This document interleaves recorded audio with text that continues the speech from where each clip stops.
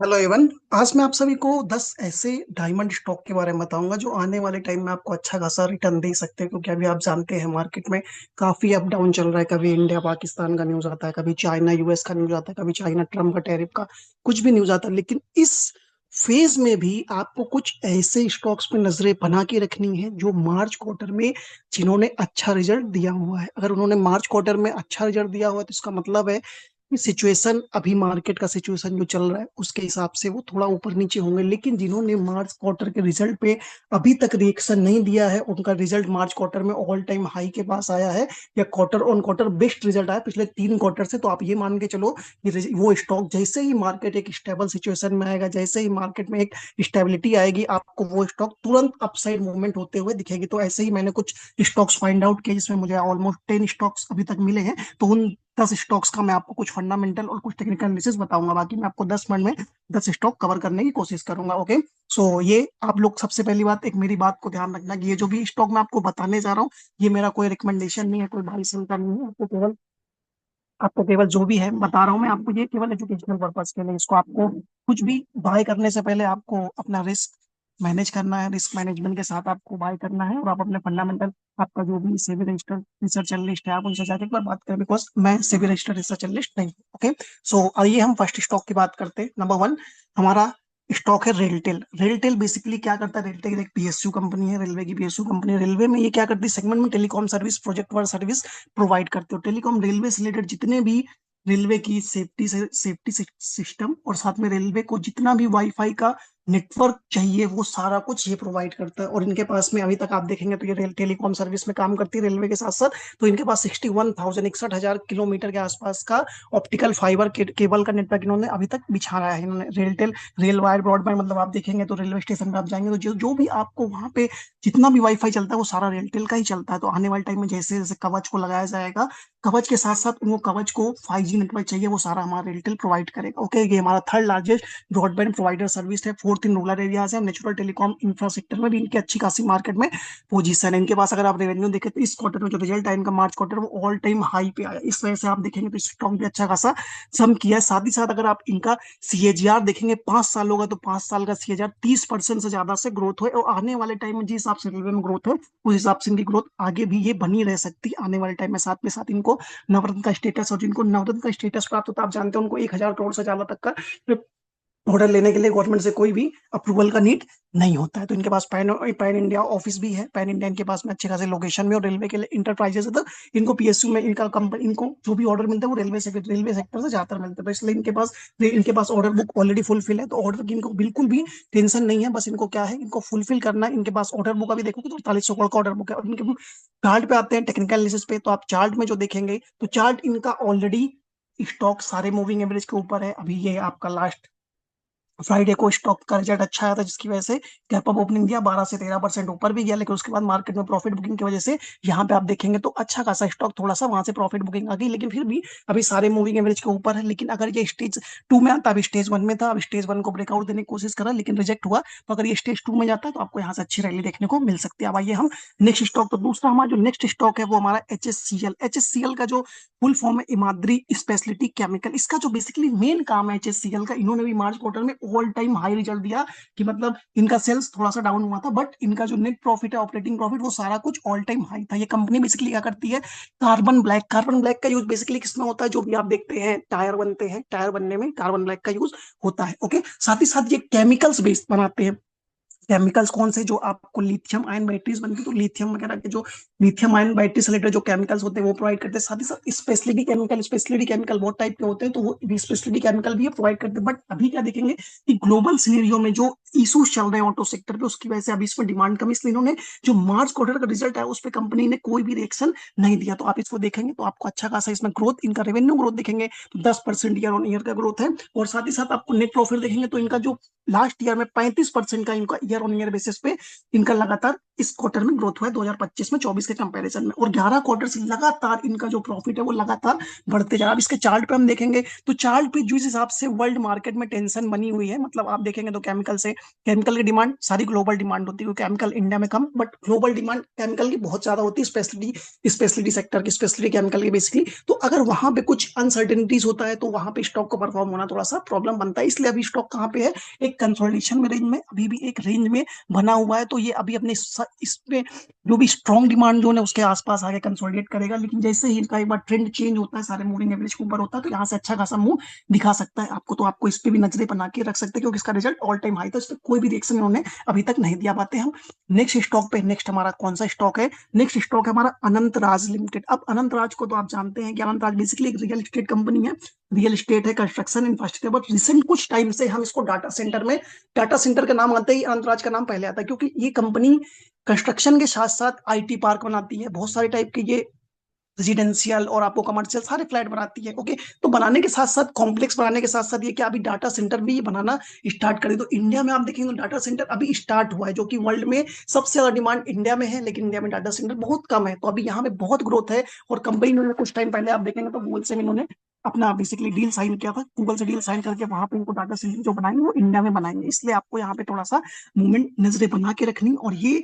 इन्होंने जो मार्च क्वार्टर है इन्होंने रिजल्ट ऑल टाइम हाई दिया, लेकिन उसके बाद से क्या हुआ कि स्टॉक एक दिन थोड़ा चला, उसके बाद वहां से अच्छी खासी प्रॉफिट होगी आ गई। तो आप देखेंगे तो इनकी मार्केट पोजीशन क्या है, मार्केट पोजीशन में इन्होंने देखा तो लीडिंग, एक तो ये रियल एस्टेट में काम करते हैं बेसिकली, रियल एस्टेट डेवलपर। और रियल एस्टेट क्या है, जैसे जैसे आप आरबीआई का रेट कट होता है तो रियल एस्टेट वालों को फायदा होता है, क्योंकि भाई रेट कट होता है तो ईएमआई सस्ती होती है, लोग ज्यादा घर खरीदते हैं, तो जो इनका डेवलपमेंट होते हैं वहां पे उनका काफी घर बिकते हैं, तो उनको इस कंपनीज को फिर उससे भी फायदा होता है। ओके, साथ ही साथ आप देखो रेवेन्यू, तो रेवेन्यू इनका 2049 का 59 करोड़ का रेवेन्यू है, 38 per year, year on year 38% का ग्रोथ है। ओके, साथ ही साथ आप देखो तो नेट सेल्स इनकी 540 करोड़ के आसपास का, नेट प्रॉफिट आप देखेंगे तो 51% का ईयर ऑन ईयर बेसिस पे जंप देखने को मिल रहा है, और रिजल्ट इनका ऑल टाइम हाई था ही मार्च क्वार्टर में, आप जाके स्क्रीन पे भी चेक कर सकते हो। अब देखो रिजल्ट अगर देखें तो इसका चार्ट क्या है, कि चार्ट क्या रिसेंट टाइम में जो अभी ग्लोबल मार्केट में अनसर्टेनिटीज है आईटी सेक्टर को लेके, तो आईटी सेक्टर में जो अनसर्टेनिटीज को अनसर्टेनिटीज होने के बावजूद ही ये स्टॉक अच्छा खासा ऊपर से करेक्ट हुआ है, अदरवाइज स्टॉक इतना करेक्ट नहीं होता। और ऑलमोस्ट आप देखेंगे 900 रुपए से स्टॉक कहाँ चल रहा है, 450, मतलब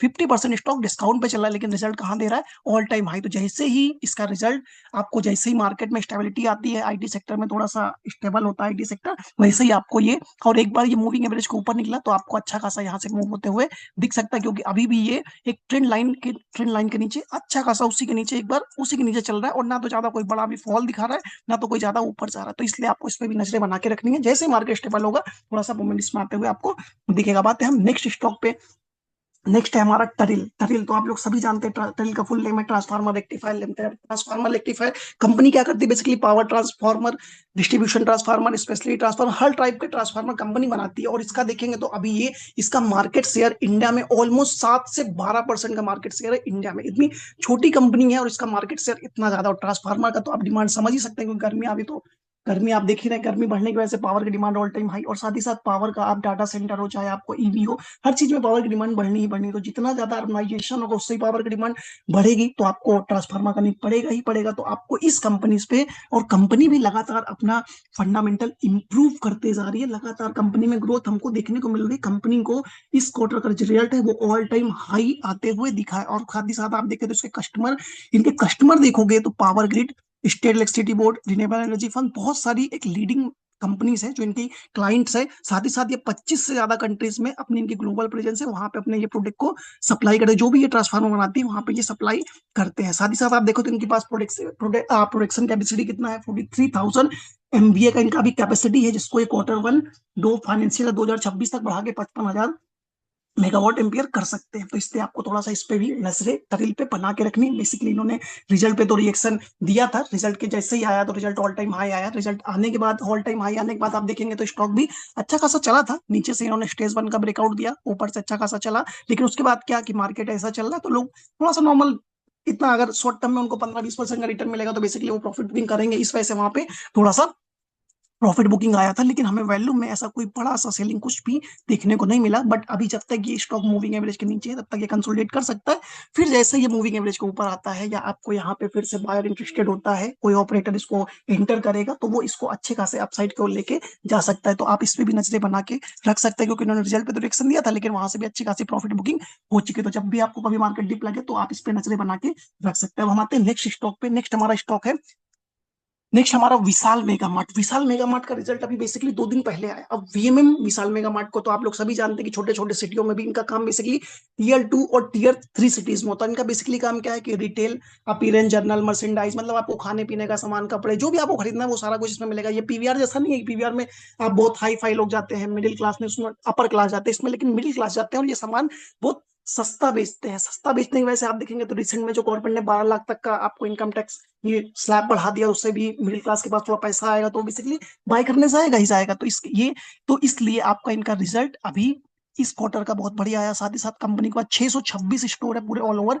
इंडिया में। और सबसे ज्यादा इनका काम कहाँ पे होता है? टीयर 2 टीयर 3 सिटीज में। मतलब टीयर 1 मतलब मेट्रो सिटीज को छोड़ के जो हमारे थोड़ा सा आपको नॉर्मल रूरल एरियाज है, जहाँ पे अब थोड़ा सा डेवलपमेंट बढ़ रहा है, वहां पे कंपनीज का फोकस ज्यादा है, क्योंकि वहां पे जो टॉप की कंपनीज होती है वो थोड़ा वहां पे फोकस कम करती है। इसलिए वीमार्ट का जो बेसिकली फोकस है, उनका फोकस वहां पे है, इसलिए ये कंपनी अभी भी इसमें और भी ग्रोथ हो सकती है। ओके, अब आप इसमें देख सकते हो सीधा सीधा इनका कंपनी का बिजनेस कैसा है।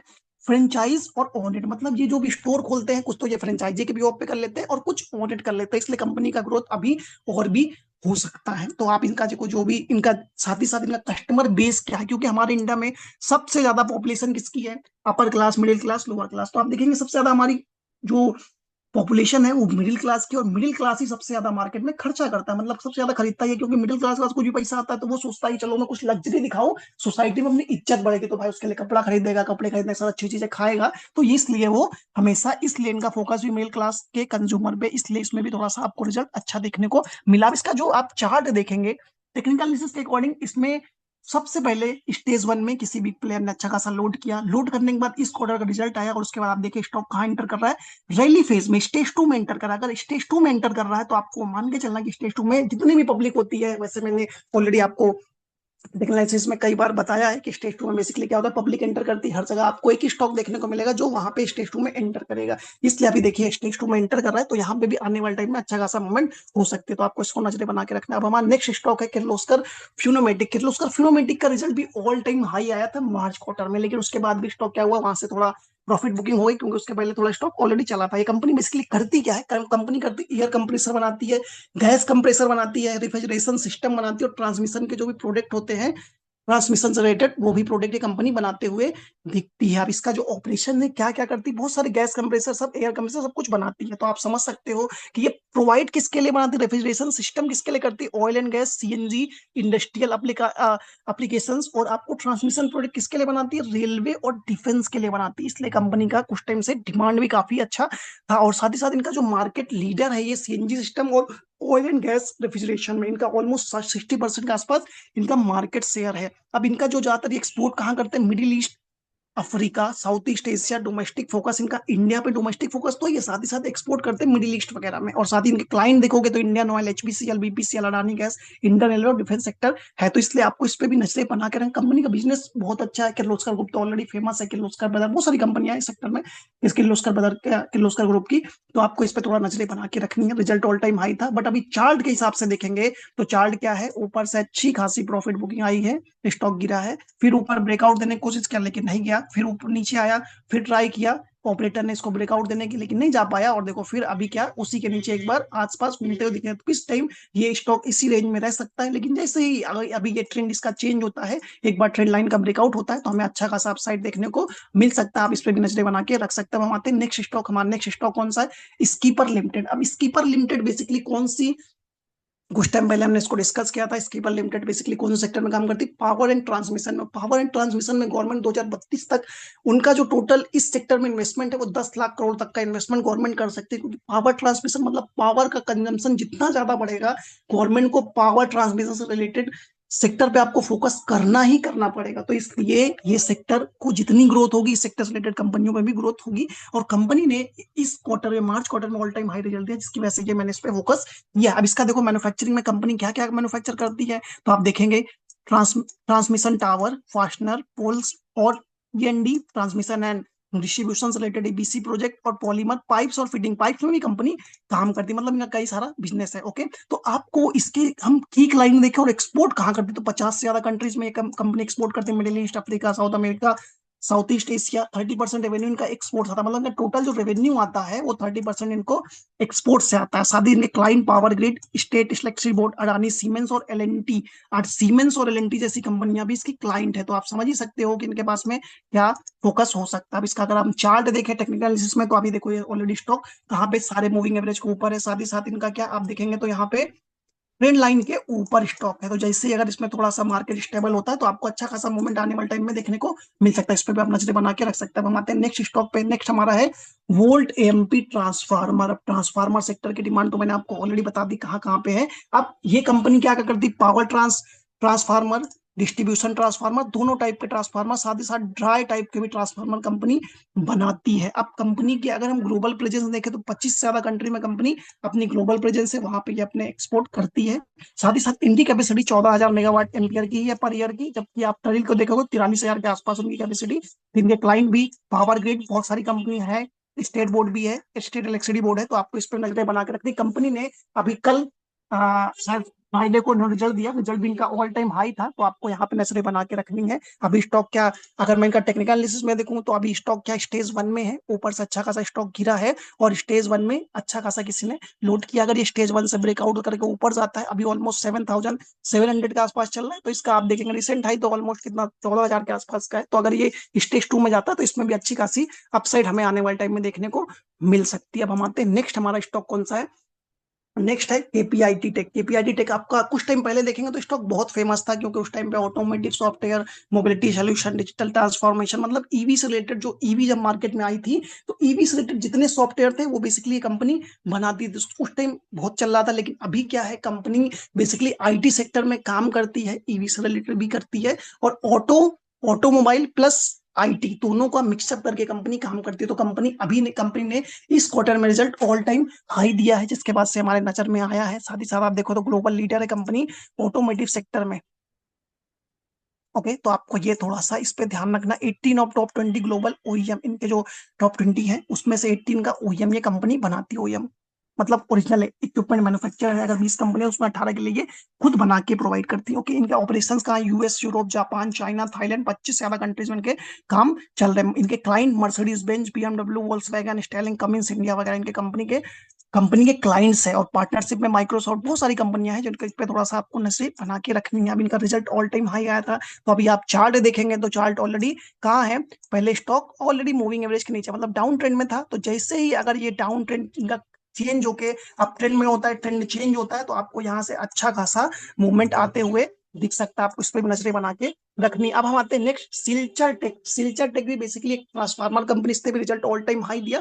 रिजल्ट काफी ब्लॉकबस्टर था। और साथ ही साथ ये कंपनी आप देखेंगे तो transformer, power transmission, transformer distribution, telecom transformer, electronics, सारे टाइप के ट्रांसफार्मर कंपनी बेसिकली बनाती है। अगर इनका हम थोड़ा सा ग्लोबल प्रेजेंस देखें तो ग्लोबल प्रेजेंस में इनके पास 35 कंट्रीज में इनके ग्लोबल प्रेजेंस है। Okay, US, Europe, Africa, middle east, 40 से 50% इनको एक्सपोर्ट से आता है। ओके, इनके क्लाइंट्स वही state electricity board, telecom operator, industrial clients, इनके सब टाइप के इनके क्लाइंट्स है मार्केट में। ओके, अब इनके पास जो इनकी कैपेसिटी है वो 4,000 मेगावाट एम्पियर की है। तो इनकी कैपेसिटी थोड़ा कम है, बट इनके पास जो भी कंपनी को ये कंपनी अप्लाई करती है एक्सपोर्ट, उसमें इनको मार्जिन अच्छा मिलता है, साथ ही साथ प्रॉफिट बहुत अच्छा जनरेट कर। कंपनी ने बेसिकली बोनस भी इशू किया 2:1 का, 2 शेयर पे 1 शेयर इनको आपको बोनस भी मिलेगा। तो आपको इसका रिजल्ट ऑल टाइम हाई है, थोड़ा इस पर नजर बना के रखना है। लेकिन ऑलरेडी स्टॉक काफी चला है, तो जब ये स्टॉक अगर नीचे आता है अपने सपोर्ट लेवल के आसपास, तो आप वहां पे अपना फोकस करके चल सकते हैं। तो आज का जो मैंने 10 स्टॉक थे, मेरे 3 स्टॉक यही थे। तो आपको इस पर थोड़ा सा नजरें बना के रखनी। लेकिन एक चीज ध्यान रखना है कि जो मैंने आपको स्टॉक बताए हैं वो स्टॉक क्या है, केवल मैंने आपको एजुकेशनल पर्पज के लिए बताया। इसमें मेरा कोई वो नहीं है कि आप इसको बाय और सेल करो, जस्ट मैं एनालिसिस आपको शेयर कर रहा हूँ। तो अगर आपको वीडियो अच्छा लगा हो तो लाइक और सब्सक्राइब करना मत भूलना, ताकि मैं आपको अगर कुछ और वीडियो शेयर करूँ तो उसका आपको नेक्स्ट टाइम फर्स्ट आपको तुरंत डिटेल मिले और आप जाकर उसको वीडियो को वॉच कर पाए। Okay, so thank you everyone.